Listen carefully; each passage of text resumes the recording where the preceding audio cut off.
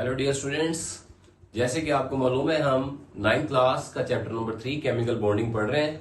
और आज हमारे पास केमिकल बॉन्डिंग वाले चैप्टर में बहुत ही इंपॉर्टेंट टॉपिक, जिसमें हम दो टॉपिक्स को एक साथ डिस्कस करेंगे, 3.4 एंड 3.5। 3.4 जो हमारे पास टॉपिक है वो है इलेक्ट्रोपॉजिटिव करैक्टर, और जो हमारे पास 3.5 टॉपिक है वो है इलेक्ट्रोनेगेटिव करैक्टर। इलेक्ट्रोपॉजिटिव करैक्टर और इलेक्ट्रोनेगेटिव करैक्टर एक दूसरे के उल्ट होते हैं। तो आज के हम इन टॉपिक्स में जो अकॉर्डिंग टू बोर्ड पैटर्न बहुत ज्यादा इंपॉर्टेंट टॉपिक है, तो हम आज पढ़ते हैं। सबसे पहले 3.4 की तरफ जाते हैं। देखें बच्चों, इलेक्ट्रोपॉजिटिव करैक्टर जो हमारे पास होता है, इलेक्ट्रोपॉजिटिव करैक्टर में हमारे पास ज्यादातर मेटल्स होती हैं। जैसे आपने सुना होगा कि हमारे पास जो है वो अल्कली मेटल्स होती हैं। अल्कली मेटल्स जो होती है ना बच्चों, ये ग्रुप नंबर 1 के अंदर पाई जाती है। जैसे हमारे पास ग्रुप नंबर 1 में सोडियम मेटल भी होती है, पोटाशियम मेटल भी होती है, रुबेडियम मेटल भी होती है, सीजियम मेटल भी होती है, फ्रेंसियम मेटल भी होती है। तो ये हमारे पास जो अल्कली मेटल्स होती हैं, इनके अंदर एक टेंडेंसी होती है, जितनी भी मेटल्स होती हैं उनके अंदर एक सलाहियत होती है। जैसे सोडियम का एटॉमिक नंबर 11, पोटाशियम का 19, रुबेडियम का 37, सीजियम का 55, फ्रेंसियम का 87। अब होगा क्या, सोडियम मेटल जो है ये अपने वैलेंस शेल में जो एक इलेक्ट्रॉन होता है, इसको लूज करने के बाद कैटाइन बनाएगी। और जो पोटाशियम मेटल के पास जो एक इलेक्ट्रॉन है, ये इसको लूज करने के बाद कैटाइन बनाएगी। रुबेडियम के पास जो एक इलेक्ट्रॉन है, ये इसको लूज करने के बाद कैटाइन बनाएगी। यही जो चीज होती है जिसमें मेटल्स अपना इलेक्ट्रॉन लूज करने के बाद पॉजिटिव चार्ज क्रिएट हो जाता है, उनके ऊपर पॉजिटिव चार्ज आ जाता है। इसी अमल को हम कहते हैं इलेक्ट्रोपॉजिटिव करैक्टर। यानी कि कोई मेटल है और वो मेटल अपने वैलेंस शेल से जब इलेक्ट्रॉन को लूज करेगी, लूज करने के बाद वो कौन सा आयन बनाएगी, कैटाइन बनाएगी। जब वो कैटाइन बनाएगी बच्चों, तो हम उसे कहेंगे कि ये वाला जो करैक्टर है इसको हम इलेक्ट्रोपॉजिटिव करैक्टर कहते हैं। अच्छा, आप लोगों ने अल्कली मेटल्स के साथ एक हमारे पास दूसरा ग्रुप होता है जिसको हम अल्केलाइन अर्थ मेटल्स भी कहते हैं। दूसरे ग्रुप में हमारे पास बच्चों आपको पता है कि अल्केलाइन अर्थ मेटल्स पाई जाती हैं। अल्केलाइन अर्थ मेटल्स में हमारे पास जो एलिमेंट्स होते हैं उसमें हमारे पास बेरिलियम का एलिमेंट होता है, मैग्नीशियम का एलिमेंट होता है, कैल्शियम का एलिमेंट होता है, स्ट्रोंशियम का एलिमेंट होता है, बेरियम का एलिमेंट होता है। ये हमारे पास अल्केलाइन अर्थ मेटल्स यानी कि ग्रुप नंबर 2 में होते हैं। अच्छा बच्चों, इसमें क्या होता है कि हमारे पास जो ग्रुप नंबर 2 के अंदर जो एलिमेंट्स होते हैं ना, उनके वैलेंस शेल में 2 इलेक्ट्रॉन होते हैं। जो ग्रुप नंबर 1 में थे वो अल्कली मेटल्स थी, उनके वैलेंस शेल में 1 इलेक्ट्रॉन था। उन्होंने 1 इलेक्ट्रॉन लूज करने के बाद एक कैटाइन बनाया। जो हमारे पास ग्रुप नंबर 2 में हमारे पास जो मेटल्स होती हैं, इनको हम अल्केलाइन अर्थ मेटल्स कहते हैं। इनके वैलेंस शेल में बच्चों 2 इलेक्ट्रॉन होते हैं। जैसे बेरिलियम है, इसके वैलेंस शेल में 2 इलेक्ट्रॉन है, मैग्नीशियम के वैलेंस शेल में 2 इलेक्ट्रॉन है, कैल्शियम के वैलेंस शेल में 2 इलेक्ट्रॉन है। अब होगा क्या, बेरिलियम जब 2 इलेक्ट्रॉन लूज करेगी तो इसके ऊपर डाई वैलेंट चार्ज आ जाएगा। मैग्नीशियम जब 2 इलेक्ट्रॉन खारिज करेगी, इसके ऊपर भी डाई वैलेंट आएगा। कैल्शियम जब 2 इलेक्ट्रॉन खारिज करेगी, इसके ऊपर भी डाई वैलेंट। इसी तरीके से सो ऑन ये चलता रहेगा। अब अगर हम इनकी बात करें तो मतलब अगर आपसे पूछा जाए कि बताएं जी सोडियम और बेरिलियम में किसका इलेक्ट्रोपॉजिटिव करैक्टर ज्यादा है, तो आप जो है ना कहेंगे कि इस 2+ वाले का ज्यादा है। इलेक्ट्रोपॉजिटिव करैक्टर इस बात पर इंसार नहीं करता कि कौन से मेटल ने कितने चार्ज क्रिएट किए। यानी अगर इसके ऊपर 2 पॉजिटिव और इसके ऊपर 1 पॉजिटिव है, इलेक्ट्रोपॉजिटिव करैक्टर इस बात पर इंसार नहीं करता कि किस एलिमेंट ने कितने इलेक्ट्रॉन छोड़ने के बाद कितने चार्जेस बनाए, बल्कि इलेक्ट्रोपॉजिटिव करैक्टर इस बात पर इंसार करता है कि किस मेटल ने कितनी आसानी से इलेक्ट्रॉन छोड़ा।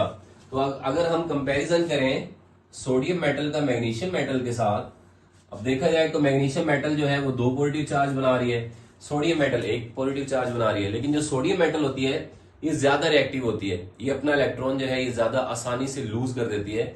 इस वजह से alkali metals are more reactive than alkaline earth metals. इसकी कुछ रीजन है। जो हमारे पास बच्चों अल्कली मेटल्स होती है ना, इनका जो न्यूक्लियर चार्ज होता है, इनके न्यूक्लियस में जो चार्ज होता है ना, वो मतलब जो है ना लेस होता है, कम होता है एज कम्पेयर टू अल्केलाइन। अब इसका एटॉमिक नंबर 12 है और सोडियम का एटॉमिक नंबर 11 है। सोडियम के न्यूक्लियस में 11 पॉजिटिव चार्जेस हैं, मैग्नीशियम के न्यूक्लियस में 12 पॉजिटिव चार्जेस हैं। अब मैग्नीशियम का जो न्यूक्लियर चार्ज है वो ज्यादा है, सोडियम का न्यूक्लियर चार्ज कम है। जिसका न्यूक्लियर चार्ज कम होगा वो ज्यादा इलेक्ट्रोपॉजिटिव करैक्टर शो करेगी।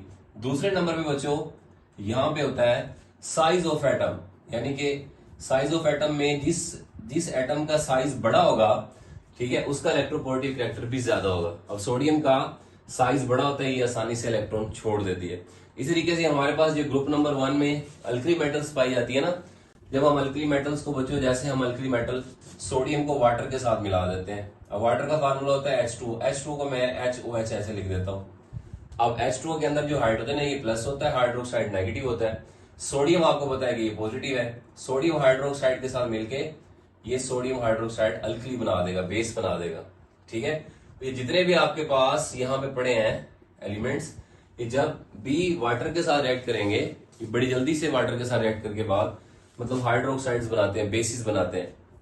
अगर हम इन्हीं मेटल्स को हेलोजेंस के साथ मिलाएं, जैसे पोटाशियम है, हम उसको क्लोरीन या फ्लोरीन या ब्रोमीन के साथ मिला दें, क्योंकि इनको एक इलेक्ट्रॉन की जरूरत होती है और इनके पास एक इलेक्ट्रॉन एक्स्ट्रा होता है। ठीक है, तो हमारे पास पोटाशियम क्लोराइड, आप इसको हेलाइड्स भी कह सकते हो। तो यानी कि ये जो अल्कली मेटल्स हैं ये वाटर के साथ मिलके हाइड्रोक्साइड्स और हेलोजेंस के साथ मिलके हेलाइड्स बनाती हैं। इनकी जो रिएक्टिविटी है अल्कली मेटल्स की as compare to alkaline earth metals ये ज्यादा होती है। दोबारा से रिपीट कर रहा हूं, व्हाट इज इलेक्ट्रोपोलिटिक रिएक्टर, आप अपनी बुक भी खोलेंगे 3.4 टॉपिक में लिखा होगा कि elements have a tendency to lose their valence electron. जो एलिमेंट्स की वो सलाहियत जिसमें वो अपने वैलेंस इलेक्ट्रॉन को लूज करने के बाद कैटाइन बनाते हैं, पॉजिटिव चार्ज बनाते हैं। इस अमल को, इस प्रोसेस को इलेक्ट्रोपॉजिटिव करैक्टर और इलेक्ट्रोपोजिटिविटी भी कहते हैं। इसमें फिर बताया गया है कि अल्कली मेटल्स और अल्कलाइन अर्थ मेटल में कौन ज्यादा रिएक्टिव होता है, फिर अल्कली मेटल किस किस के साथ रिएक्शन करते हैं। इलेक्ट्रोनेगेटिव करैक्टर जो है ना बच्चों, ये इलेक्ट्रोपॉजिटिव करैक्टर के उल्ट होता है। इसमें ना हमारे पास ऐसे एलिमेंट्स होते हैं जिनके पास इलेक्ट्रॉन की डेफिशिएंसी यानी कि इलेक्ट्रॉन की कमी पाई जाती है। जैसे हम कह दें जी हमारे पास फ्लोरीन है, फ्लोरीन का एटॉमिक नंबर 9 होता है। इसके पहले वाले शेल में जो है 2 इलेक्ट्रॉन होते हैं, लास्ट वाले में 7 होते हैं। अब आपने ऑक्टेट रूल पढ़ा है कि attaining 8 electron in the valence shell, आखिरी शेल में 8 इलेक्ट्रॉन होने चाहिए। अब इसके पास कितने 7, तो इसको अपना ऑक्टेट रूल पूरा करने के लिए 1 इलेक्ट्रॉन की जरूरत है। अब हम क्या करेंगे, जैसे हम इसको 1 इलेक्ट्रॉन प्रोवाइड करेंगे, ये 7 जब 1 इलेक्ट्रॉन आएगा तो ये 8 हो जाएंगे और फ्लोरीन के ऊपर जो है वो नेगेटिव चार्ज क्रिएट हो जाएगा। ठीक है, इसी तरीके से हमारे पास ऑक्सीजन होता है जिसका एटॉमिक नंबर 8 है, उसकी के शेल में 2 के में 2 है, एल में 6 है। अब 6 वाले को अपना ऑक्टेट रूल पूरा करने के लिए 2 इलेक्ट्रॉन की जरूरत है। जैसे ही ऑक्सीजन 2 इलेक्ट्रॉन हासिल करेगा तो ये 6 और 2 8 हो जाएंगे और ऑक्सीजन के ऊपर 2 नेगेटिव चार्ज आ जाएगा। ठीक है, इसी तरीके से हमारे पास जो नाइट्रोजन है बच्चों, नाइट्रोजन का एटॉमिक नंबर 7 है, इसकी के में 2 है, एल में 5 है। अब 5 वाले को अपना ऑक्टेट रूल पूरा करने के 3 इलेक्ट्रॉन की जरूरत है। जैसे ही नाइट्रोजन 3 इलेक्ट्रॉन हासिल करेगा, 5 और 3 8 तो हो जाएंगे, लेकिन इसके ऊपर 3 नेगेटिव चार्ज आ जाएगा। तो इलेक्ट्रोनेगेटिविटी या इलेक्ट्रोनेगेटिव करैक्टर क्या होता है? The ability of atoms to gain electron in their valence shell. जब एलिमेंट्स अपने वैलेंस शेल में इलेक्ट्रॉन हासिल करने के बाद फॉर्म करते हैं, क्या फॉर्म करते हैं जी? नेगेटिव आयन फॉर्म करते हैं। जो एलिमेंट या एटम जितने इलेक्ट्रॉन हासिल कर लेगा उसके ऊपर उतने ही नेगेटिव चार्ज क्रिएट हो जाएंगे। फ्लोरीन जैसे 1 इलेक्ट्रॉन हासिल करता है बच्चों, ये 1 नेगेटिव चार्ज बनाता है। ऑक्सीजन 2 इलेक्ट्रॉन हासिल करके 2 नेगेटिव चार्ज बनाता है। नाइट्रोजन 3 इलेक्ट्रॉन हासिल करने के 3 नेगेटिव चार्ज बनाता है। यानी कि बात ये समझ आई कि जो एलिमेंट जितने इलेक्ट्रॉन हासिल कर रहा है वो उतने ही एन आइंस बना रहा है।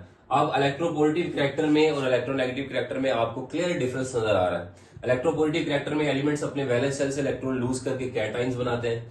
जो एलिमेंट जितने इलेक्ट्रॉन लूज करता है उसके ऊपर उतने ही पॉजिटिव चार्ज आ जाते हैं। इलेक्ट्रोनेगेटिव करैक्टर इसके उल्ट है, इसमें एलिमेंट्स इलेक्ट्रॉन हासिल करते हैं, हासिल करने के बाद जो है वो नेगेटिव चार्ज क्रिएट करते हैं। अब इलेक्ट्रोनेगेटिव करैक्टर में एलिमेंट्स करते क्या है, अब फ्लोरीन जो है ये अपने जैसे फ्लोरीन के एलिमेंट के साथ मिलकर जो है वो फ्लोरीन गैस F2 बना देता है। ठीक है, आपने O2 भी सुना होगा, ऑक्सीजन जो होता है। अब ऑक्सीजन आपने पढ़ा है अभी, ऑक्सीजन के वैलेंस शेल में जो है वो 6 इलेक्ट्रॉन होते हैं। अगर ऑक्सीजन को कहीं से इलेक्ट्रॉन ना मिले तो ये दो ऑक्सीजन आपस में मिलकर 2 इलेक्ट्रॉन की शेयरिंग कर लेते हैं, जिससे ये O2 बना देते हैं। यानी कि ये आपस में मिलके नॉन मेटेलिक कंपाउंड बना देते हैं। ऐसा कंपाउंड बनता है या ऐसा मॉलिक्यूल बनता है जो नॉन मेटेलिक होता है।